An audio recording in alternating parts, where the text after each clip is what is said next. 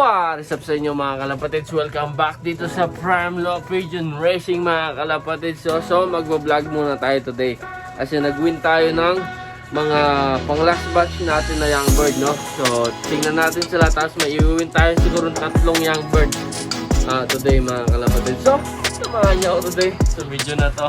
Let's go!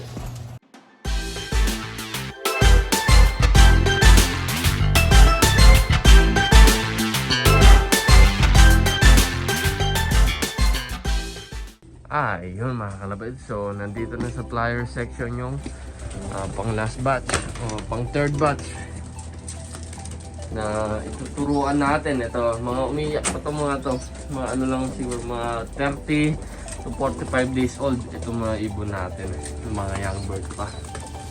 So kakawalay lang nila kahapon, nilagay lang natin sila dito sa flyers para ma-settle natin sila dito sa flyers section natin, no? So itong nandito sa flyers natin ngayon is 20, 21 yata o 20 sila.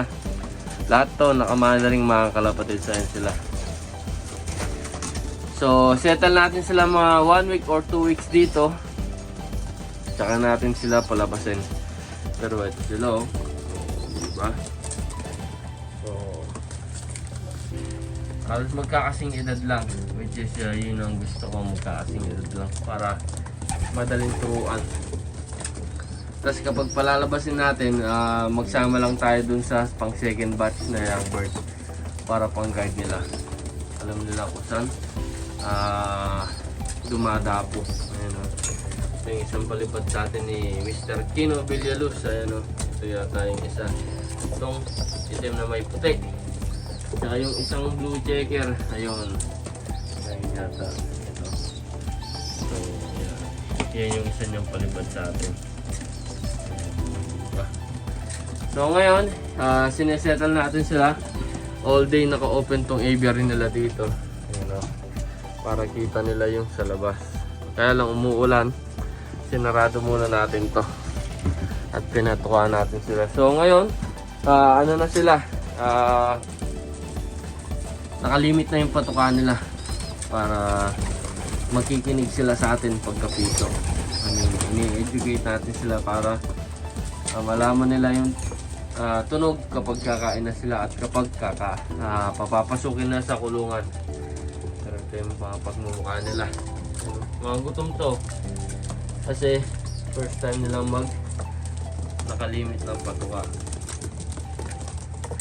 So check naman natin yung i-win muna natin yung 3 young bird mga kalapatids.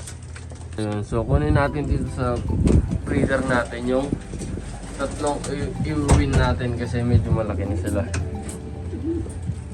Ayan. So dito sa may box 12 yung mga i-win natin, ayan sila. Ayan. Itong Harry Jostone natin.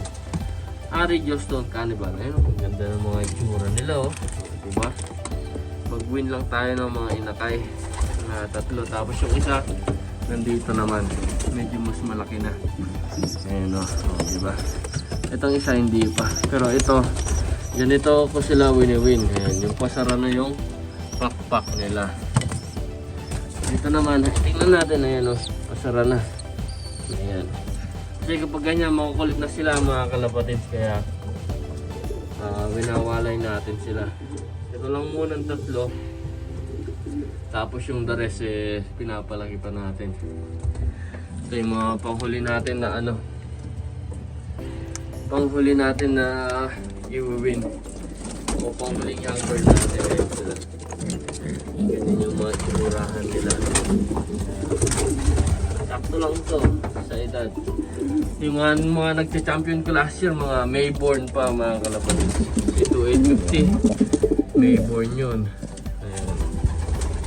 Ayan. Magme-May pa lang, which is sakto sa mga young bird natin. Ayan, ayan sila. Healthy. Ayan, so kunin ko muna yung 3. Tapos silipan natin dun sa labas. Bigyan muna natin sila ng Big Triple Siliwang. Ayun mga kalapatids. So nalipat ko na yung 3. Ito sila. Ayan, ito. Sa isang blue bar. Tapos, dinukdok din natin yung bibig nila dito sa patubigan. At ito, ganitong stage, eat all you can sila. Hindi sila nakalimit ng patuka. Hanggat mas lumaki pa sila ng konti. Mga 1 week pa.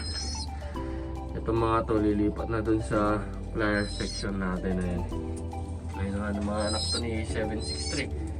Palagi ko, itong dalawa is magiging barako. Ayun o, magkamukha. Ang ganda o. Diba?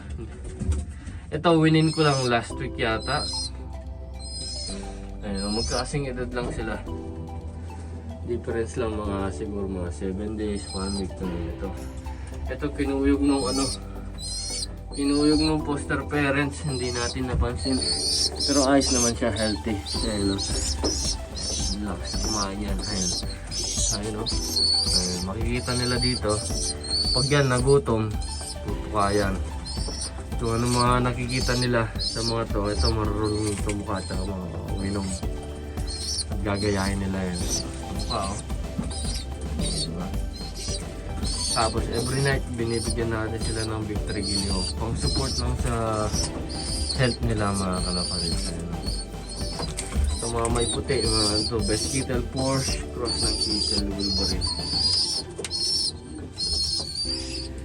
So, tignan naman natin yung mga pang second batch ng young bird na kakabartuli na lang. Ayun, so nandito yung pang second batch natin na naglo-lock fly na sila, nagpo-pluck flying na. Matitibay na silang matitibay ng mag-lock fly kumbaga. Ayan, ito yung mga pang second batch natin. Nandito lang sila sa aviary. Mapapansin nyo, nilakyan natin yung aviary nila. Ayan o. Kasi nasisira yung pakpak nila nung ito lang yung aviary nila. Nasisira yung 9 tsaka 10. Kumbaga napuputol. Ayan o. Saka baka ilagay na rin natin dito yung mga yung mga pang first batch. Kasi mas maluwang to kaysa dun sa kabila. So, 15 yata ito, 14. Ayan, puro mga nakamana rin dito. Sa second batch kahit isa, wala tayo nag-overfly kahit isa. May nag-overfly dalawa kaya lang umuwi din, which is good. Kahit na lagi silang hinabol ng hawk. So, dito muna sila hanggang end of May. Mag-mature muna sila. Saka natin batakin at i-prepare para sa race natin ng young bird. Ayun, mga mili din. So tingnan naman natin yung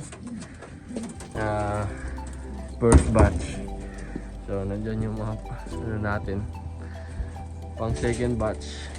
Tapos nandito naman yung pang natin first batch. Ito mga tapos na maglugon. Ayan sila. Diba? Ayun, tapos na maglugan tong Porsche natin. Saka itong best Kittle. Buntot naman yung nilalaglag nila. At yung iba is pinedring natin ng 9-10. Mag 1 week na to na nakabartolina. So, nagbabartolina ako kasi matagal pa yung race para hindi sila mahabol ng hook. Ngayon, yung nakauwi na hinabol ng hook nung isang araw. Dito muna siya, pero lilipat din natin doon. Ayun o.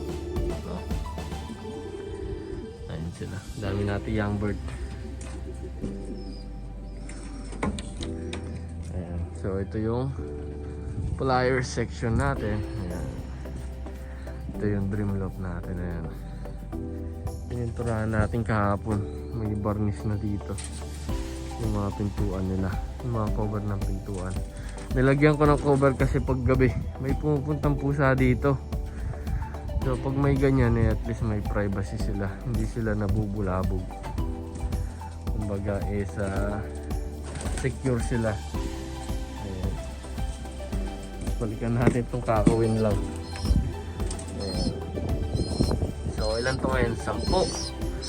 1, 2, 3, 4, 5, 6, 7, 8, 9, 10, 11, 12, 9 na young bird mga kalapalit.